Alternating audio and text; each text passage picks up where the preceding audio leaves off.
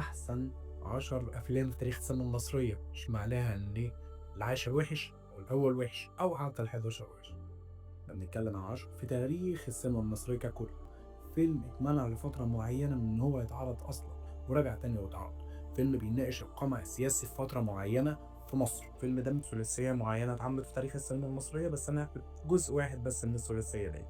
هي ثلاثية منفصلة عن بعضها بس نجومها شبه إن هم نفس النجوم. أغلبية مشاهده في one location. الفيلم دوّة تحفة سينمائية بالمعنى الحرفي. ليه؟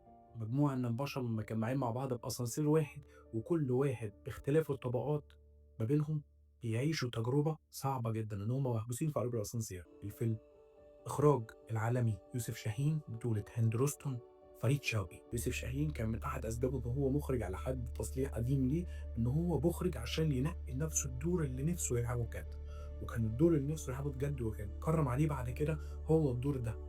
فيلم بطولة شكري سرحان اللي بيجسد فيه الصراع النفسي لشخصية مضطهدة. فيلم لو أنت ما اتفرجتش عليه بنصحك بشدة تروح تتفرج عليه. خد لك نقطة.